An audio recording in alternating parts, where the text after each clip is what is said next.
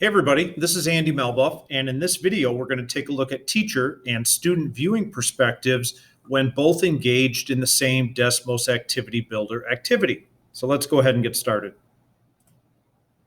First of all, I'm going to go to the Desmos Activity Builder homepage, teacher.desmos.com, and I've already got an activity started to save a little time here. So I'm going to go to my activity history and this top activity here, creating rational functions for modeling.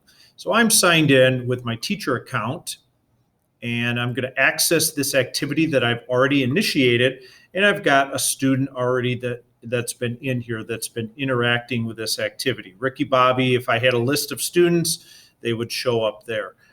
So I want to show you kind of side-by-side perspectives of what you would see from a teacher perspective, from a student perspective, etc. So as mentioned in an earlier video, when you come into an activity as a teacher, you come into this summary tab or this dashboard tab, if you will. And you'll see across the top here that there are 12 different slides for the students to interact with here. You'll see a list on the left-hand side of student names. And there's some other information here that's relevant as well. But I want to take you to another tab here, and this is me signed in as Ricky Bobby and going through this particular activity. So right now, Ricky's on screen 9 of 12. Jumping back to the teacher perspective, what you will see is the screen that a student's on is highlighted in a light gray. And I'm going to drag Ricky to another monitor here. Watch what happens as Ricky changes screens here. He's now on screen 8, he's now on screen 7, and you'll see on the teacher, from the teacher perspective, what screen a student is on, and you'll also see right above that a list of all students that are on that screen. Now, since Ricky Bobby's the only one in this activity, there's just a 1 here, but if you have 10, 15 students all on one screen, you'll see that number 10 or 15, and you'll see, if you hover over this, a list of names showing up there. So further on this teacher dashboard page or summary page, some of the icons here. Now I'm hovering over this first screen, you'll see a dash. That means there's no interaction possible for the student here. So I'm just going to click on this quickly. This is what the student would see. And actually, I'm on the teacher page now. This is what the student would see, and that's what Ricky sees there. It's basically just a little bit of informational stuff there for him.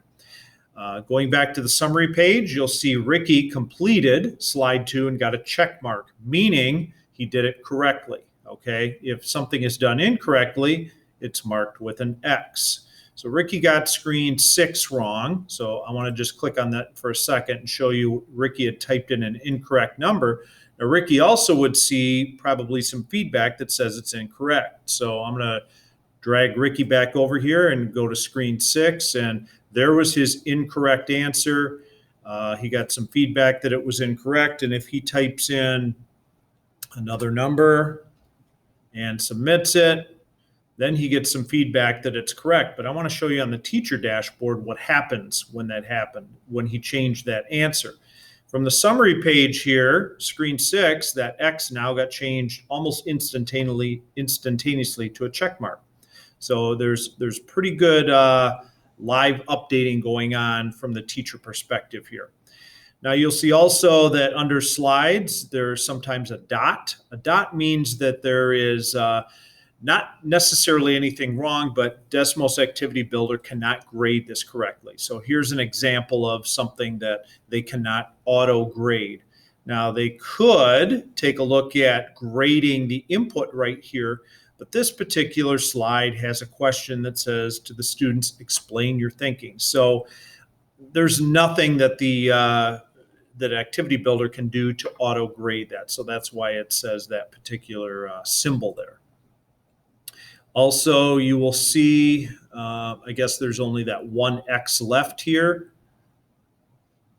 And as if the student were to change that, for example, I'm looking at Ricky Bobby's perspective here. If he were to change that, then from the teacher perspective, on the summary page, you would see that that should update to an X. I guess it's not updating.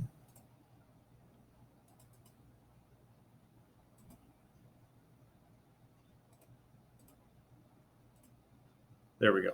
It updated there. I was in the preview mode. So this is just a little bit of the back and forth between teacher and student, the different viewing perspectives. And again, as a teacher, if you see some information in here that you really like, that you want to capture, for example, Ricky's, let me find one where he had some comments. Maybe here, this is something you want to talk about with your class, that you can go ahead and snapshot that when you're on your teacher page and use that in the snapshot mode. So that's just a little quick video on the side-by-side views that the teachers and the students might experience with Activity Builder.